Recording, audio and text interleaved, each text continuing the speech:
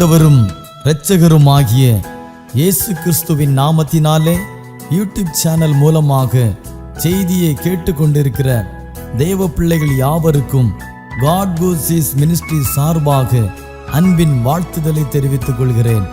இந்த 6வது மாதமாகிய ஜூன் மாதத்திலே கர்த்தருடைய கிருபையும் இரக்கமும் சமாதானமும் உங்களோடும் உங்கள் குடும்பங்களோடும் தங்கியிருப்பதாக.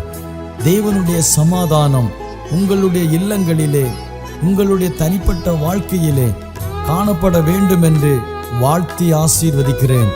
உங்களுக்காகவும் உங்கள் குடும்பங்களுக்காகவும் தினந்தோறும் ஜெபித்து வருகிறோம்.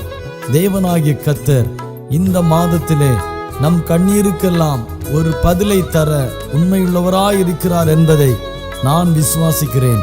நீங்களும் அதை விசுவாசித்து தேவனுடைய நாமத்தை மகிமைப்படுத்தி உங்களை ஒப்பு கொடுங்கள். கர்த்தருடைய வார்த்தையை விசுவாசிக்கிறவர்களுக்கு தேவனுடைய வார்த்தையினால் உண்டான சமாதானமும் மகிமையும் இரக்கமும் நிச்சயம் கிடைக்கும் என்பதில் சந்தேகமில்லை. இந்த மாதத்தில் கர்த்தருடைய வார்த்தை உங்கள் வாழ்க்கையில் கிரியை செய்யும்படியாக நீங்கள் உங்களை தேவனுக்கு முன்பாக ஒப்பு கொடுங்கள்.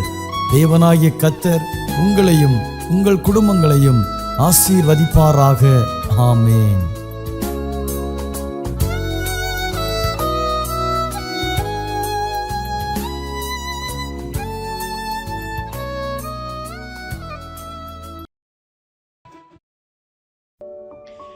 ദൈവത്തിൻ്റെ അതിപരിശുദ്ധമായ നാമം വാഴ്ത്തപ്പെടുമാറാകട്ടെ.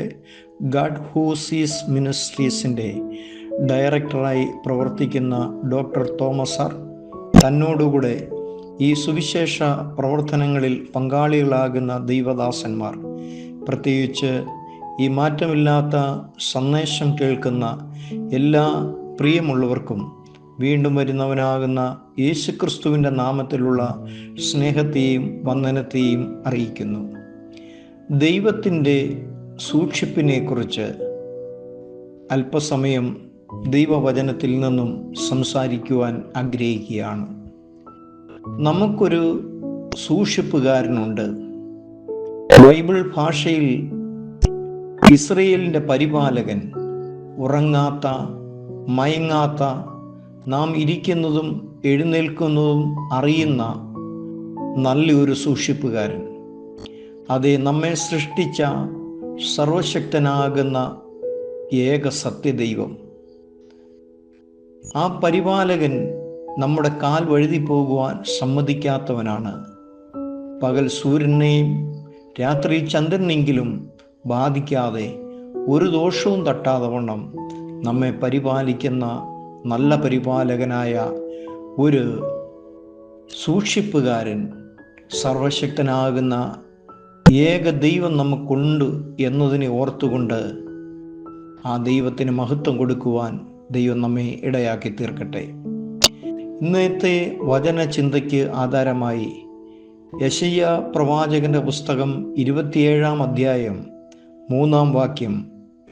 ആ തിരുവഴുത്ത് ഇങ്ങനെ വായിക്കുന്നു: യഹോവയാകുന്ന ഞാൻ അതിനെ സൂക്ഷിക്കും, ക്ഷണം പ്രതി ഞാൻ അതിനെ നനയ്ക്കും, ആരും അതിനെ തൊടാതിരിക്കേണ്ടതിന് ഞാൻ അതിനെ രാവും പകലും സൂക്ഷിക്കും. വളരെ അനുഗ്രഹീതമായിരിക്കുന്ന ദൈവവചനം ദൈവത്തിൻ്റെ സൂക്ഷിപ്പിനെ, തൻ്റെ സൃഷ്ടിയോടുള്ള ദൈവത്തിൻ്റെ കരുതലിനെ ഇവിടെ വെളിപ്പെടുത്തുകയാണ് ചെയ്യുന്നത്. യഹോവയാകുന്ന ഞാൻ അതിനെ സൂക്ഷിക്കും. ദൈവം സൂക്ഷിച്ചാൽ ദൈവം അനുവദിക്കാതെ ആർക്കും ഒന്നിനും, പ്രത്യേകാൽ ഒരു പൈശാചി ശക്തിക്കും നമ്മെ തൊടുവാൻ കഴിയുകയില്ല.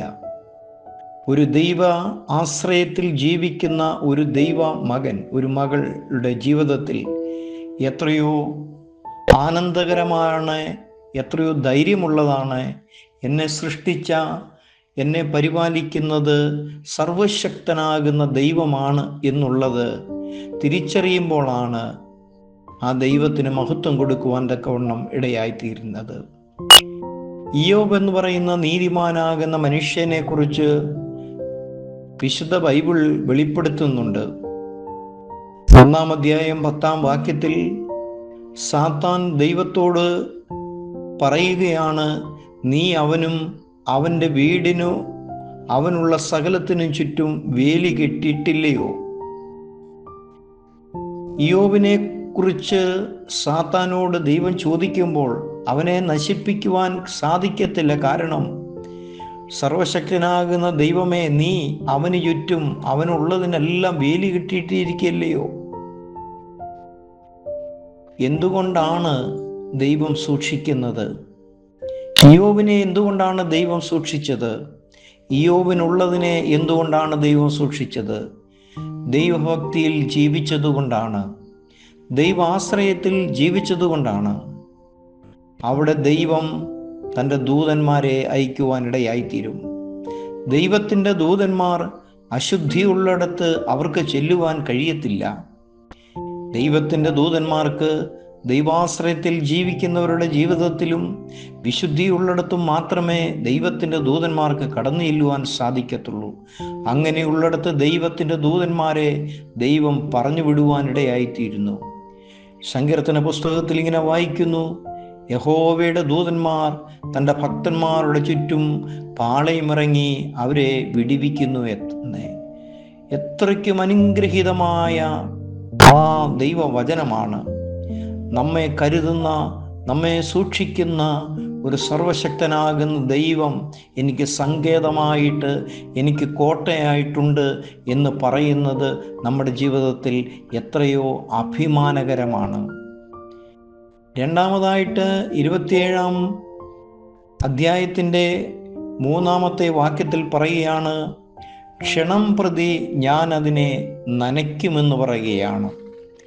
നാം ദൈവത്തിൻ്റെ നടുതലയാണ്, അഥവാ ദൈവത്തിൻ്റെ കൃഷിയാണ്.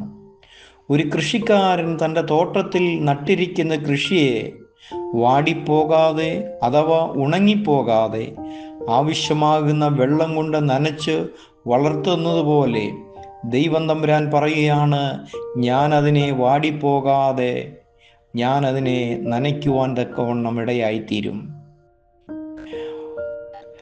ആവശ്യമാകുന്ന വെള്ളം കൊടുത്ത് വളർത്തുന്നത് പോലെ നമ്മിൽ കർത്താവ് നമ്മെ വളർത്തുവാൻ ഇടയായിത്തീരും. എല്ലാം തരുന്ന നമ്മുടെ ആവശ്യങ്ങളെല്ലാം അറിഞ്ഞ് നമ്മെ വാടിപ്പോകാതെ തക്ക സമയത്ത് ബലത്തോടെ നിർത്തുവാൻ നമുക്ക് വേണ്ടി കരുതുന്ന ഒരു ദൈവം നമുക്കുണ്ട് എന്നുള്ളത് എത്രയോ അഭിമാനകരമാണ്. കർത്താവിൽ വളരുവാൻ ആവശ്യമായതെല്ലാം അവൻ നമുക്ക് തരുവാൻ തക്കവണ്ണം ഇടയായിത്തീരും. സക്രിയ പ്രവാചകന്റെ പുസ്തകം 2-ാം അധ്യായം 8-ാം വാക്യത്തിൽ പറയുന്നു, നിങ്ങളെ തൊടുന്നവൻ അവൻ്റെ കൺമണിയെ തൊടുന്നു എന്ന്. ദൈവം നമ്മെ നനച്ചിട്ട് നമ്മെ വളർത്തുമ്പോൾ, നമ്മെ സൂക്ഷിക്കുന്ന, നമ്മെ നനയ്ക്കുന്ന, നമ്മെ കരുതുന്ന ദൈവം പറയുകയാണ്, നിനക്കെതിരെ നിന്ന് നിന്നെ ദ്രോഹിക്കുന്നവൻ നിന്നെയല്ല, എൻ്റെ കണ്ണിൻ്റെ കൃഷ്ണമണിയെയാണ് തൊടുന്നതെന്ന്. എന്നെ കേൾക്കുന്ന പ്രിയമുള്ള സ്നേഹിത, മാതാവേ, പിതാവേ, തിരിച്ചറിയുക, ദൈവത്തിലാണ് നിങ്ങൾ ആശ്രയിക്കുന്നതെങ്കിൽ നിങ്ങളെ സൂക്ഷിക്കുന്ന, നിങ്ങളെ നനച്ച് വാടിപ്പോകാതെ ഉണങ്ങിപ്പോകാതെ നിലനിർത്തുന്ന ദൈവത്തിന് നിങ്ങളെ കരുതുമ്പോൾ ശത്രുവിന് നിങ്ങളെ തൊടുവാനായിട്ട് കഴിയത്തില്ല. തമ്പുരാൻ കർത്താവ് പറയുകയാണ്, നിങ്ങളെ തൊടുന്നവൻ, ദ്രോഹിക്കുന്നവൻ നിങ്ങളെ സൃഷ്ടിച്ച സർവശക്തനായിരിക്കുന്ന ദൈവത്തിൻ്റെ കണ്ണിൻ്റെ കൃഷ്ണമണിയെയാണ് തൊടുന്നതെന്ന്. ഒരു മനുഷ്യൻ്റെ കൃഷ്ണമണിയെ തൊടുവാൻ ആരെങ്കിലും സമ്മതിക്കുമോ? നാം സ്നേഹിക്കുന്ന, നമ്മെ സ്നേഹിക്കുന്ന വ്യക്തി ആയിരുന്നാലും നമ്മുടെ ശരീരത്ത് എവിടെ തൊടുവാൻ നാം അനുവാദം കൊടുത്താലും നമ്മുടെ കണ്ണിൻ്റെ കൃഷ്ണമണിയെ തൊടുവാൻ നാം സമ്മതിക്കത്തില്ല. നാം പോലും അറിയാതെ നമ്മുടെ കണ്ണതിനെ വിലക്കുവാനിടയായിത്തീരും. അത്രയ്ക്കും സുരക്ഷിതമാണ് കണ്ണിൻ്റെ കൃഷ്ണമണി എന്ന് പറയുന്നത്. എങ്കിൽ കർത്താവ് പറയുന്നു, നിനക്ക് ദോഷം ചെയ്യുന്നവൻ സൃഷ്ടിതാവിൻ്റെ കൺമണിയെയാണ് തൊടുന്നത്, കണ്ണിൻ്റെ കൃഷ്ണമണിയാണ് തൊടുന്നത്, കുത്തുന്നതെന്നാണ് പറയുന്നത്. ദൈവത്തിൻ്റെ കരുതൽ എത്രയ്ക്കും അതിശയകരമാണ്. അത് അനുഭവിക്കുവാൻ ഭാഗ്യം ലഭിക്കുന്നവർ, എന്നെ കരുതുന്ന, എന്നെ സൂക്ഷിക്കുന്ന, എന്നെ നനയ്ക്കുന്ന, എന്നെ വളർത്തുന്ന ഒരു ദൈവം എനിക്കുണ്ട് എന്നുള്ള ആ ചിന്ത നമ്മുടെ ജീവിതത്തിൽ ഏറ്റവും അർത്ഥപൂർണമായി തീരുവാൻ തക്കവണ്ണം ഇടയായിത്തീരട്ടെ. 27 യെശയ്യാ പ്രവാചകന്റെ പുസ്തകം 27 അധ്യായം 3 വാക്യത്തിൽ വീണ്ടും പറയുകയാണ്, ഞാനതിനെ രാവും പകലും സൂക്ഷിക്കുവാനായിട്ടിടയായിത്തീരും. ഞാനതിനെ രാത്രിയെന്നോ പകലെന്നോ വ്യത്യാസമില്ലാതെ എൻ്റെ നടുതലയെ, എൻ്റെ കൃഷിയെ, എൻ്റെ ജനത്തെ, എനിക്കുള്ളതിനെ ഞാൻ സൂക്ഷിക്കുവാനായിട്ടിടയായിത്തീരും. സക്കരിയാ പ്രവാചകന്റെ പുസ്തകം 2 അധ്യായം 5 വാക്യത്തിൽ പറയുന്നു, ഞാനതിന് ചുറ്റും തീമതിലായിരിക്കുമെന്ന്.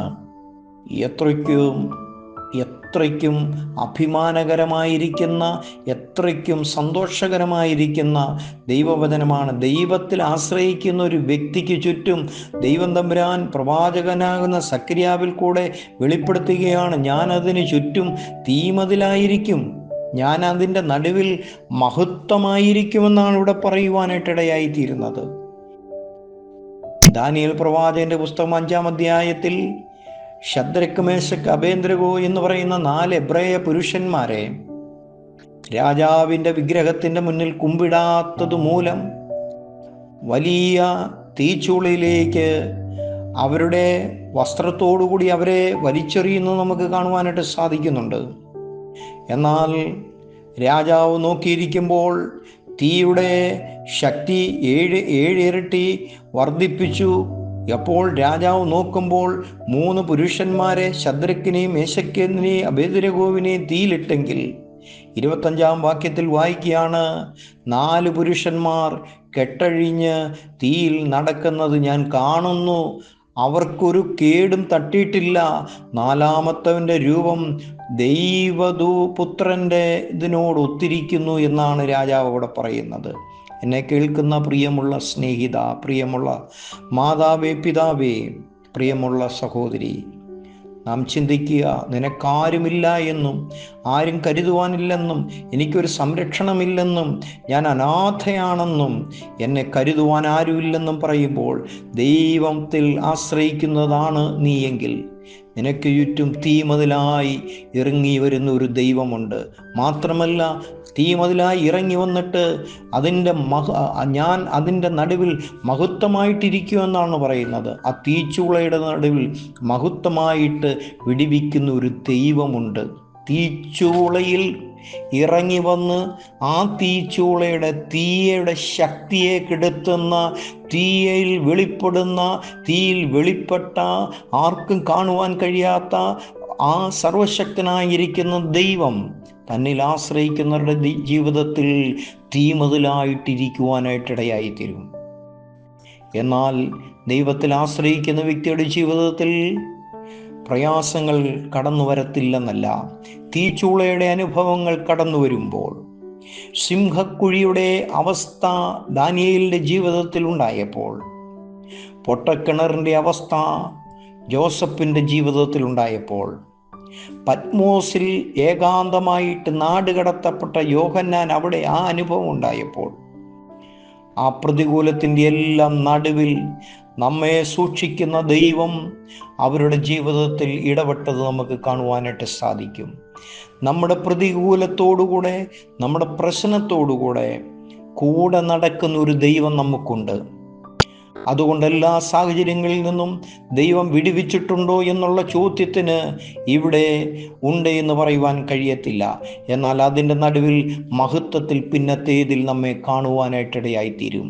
സിംഹക്കുഴിയിൽ എറിയപ്പെട്ടവരുണ്ട്, എന്നാൽ പിന്നത്തേതിൽ അവരുടെ നടുവിൽ തീമതിലായി അതിൻ്റെ നടുവിൽ വെളിപ്പെട്ടവൻ അവർക്ക് മഹത്വമായി പിന്നത്തേതിൽ വെളിപ്പെടുവാനിടയായിത്തീരും. അതേ കല്ലെറിഞ്ഞ് സ്തേഫാനൂസിനെ കൊല്ലുമ്പോൾ സ്തേഫാനൂസ് നോക്കുമ്പോൾ സ്വർഗം തുറന്നിരിക്കുന്നതും പിതാവിൻ്റെ വലത്ത് ഭാഗത്ത് പുത്രൻ എഴുന്നേറ്റ് നിൽക്കുന്നതും കാണുവാനിട. ഇവിടെ കല്ലേറ് കൊള്ളുമ്പോൾ മഹത്വത്തിൽ അതിൻ്റെ നടുവിൽ കർത്താവിനെ കാണുവാനിടയായിത്തീരുന്നു. അതുകൊണ്ട് തന്നെ കേൾക്കുന്ന പ്രിയമുള്ള സ്നേഹിത, ഈ വചനം നമ്മുടെ ജീവിതത്തിൽ ആശ്വാസമായി തീരട്ടെ. ആ വചനം ഇങ്ങനെ പറയുന്നു: യഹോവയാകുന്നു ഞാൻ അതിനെ സൂക്ഷിക്കും, ക്ഷണം പ്രതി ഞാൻ അതിനെ നനയ്ക്കും, ആരും അതിനെ തൊടാതിരിക്കേണ്ടതിന് ഞാൻ അതിന് രാവും പകലും സൂക്ഷിക്കും. സക്കറിയ പ്രവാചകൻ പറയുന്നു: ഞാൻ അതിന് ചുറ്റും തീമതിലായി ഇരിക്കും, ഞാൻ എൻ്റെ നടുവിൽ മഹത്വമായിരിക്കും. അതെ, ഈ വചനം നമ്മുടെ ജീവിതത്തിൽ ആശ്വാസമായി തീരട്ടെ. നമുക്കൊരു സംരക്ഷകനുണ്ട്, ഒരു സൂക്ഷിപ്പുകാരനുണ്ട് എന്നുള്ള ബോധ്യത്തോടെ ജീവിക്കുവാൻ പരിശുദ്ധാത്മാവ് നമ്മെ സഹായിക്കട്ടെ. ഈ വചനങ്ങൾ കൊണ്ട് ദൈവം നമ്മെ അനുഗ്രഹിക്കുവാൻ തക്കവണ്ണം ഇടയായിത്തീരട്ടെ.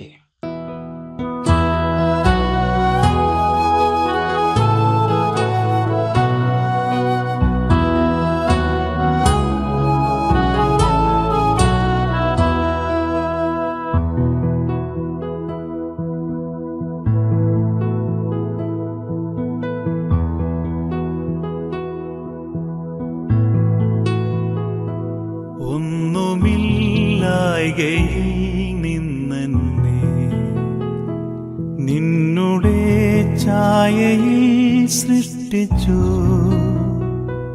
നിത്യമായി സ്നേഹിച്ചെന്നെ നിന്റെ പുത്രനെ തന്നു രക്ഷിച്ചു. നീ നിൻ മഹാകൃപയ്ക്കായി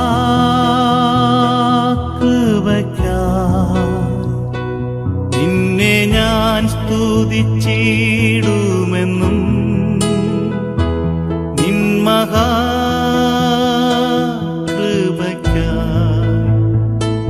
നിന്നെ ഞാൻ സ്തുതിച്ചിടുമെന്നും.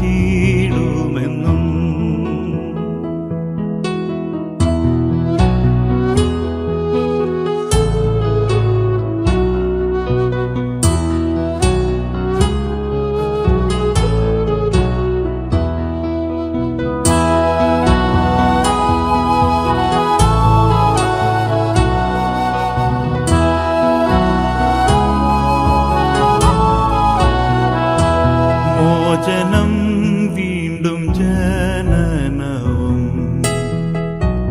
നീചപാപിയന്മേൽ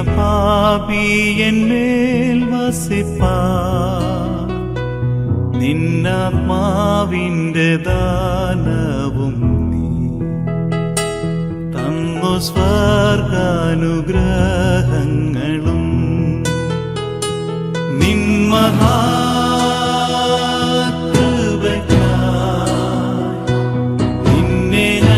സ്തുതിച്ചിടുമെന്നും, നിൻ മഹാകൃപയ്ക്കായി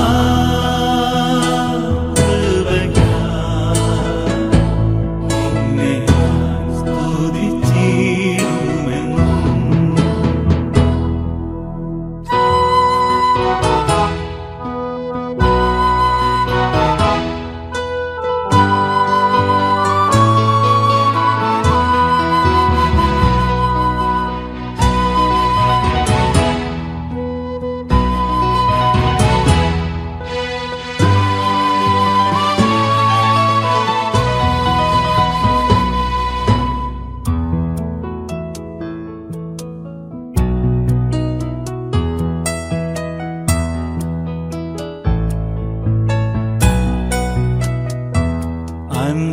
അന്നവസ്ത്രാദി നന്മകളെ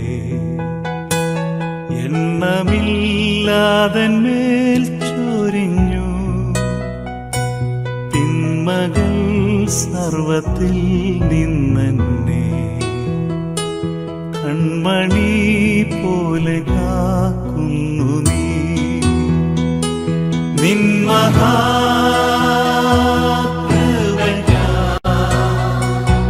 നിന്നെ ഞാൻ സ്തുതിച്ചിടുമെന്നും, നിൻ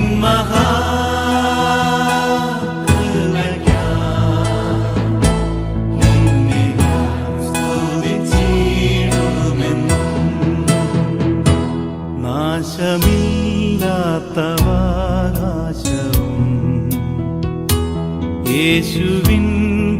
ഭാഗ്യസന്നിധിയും നീതിയിൻ വാടമൂടിയതും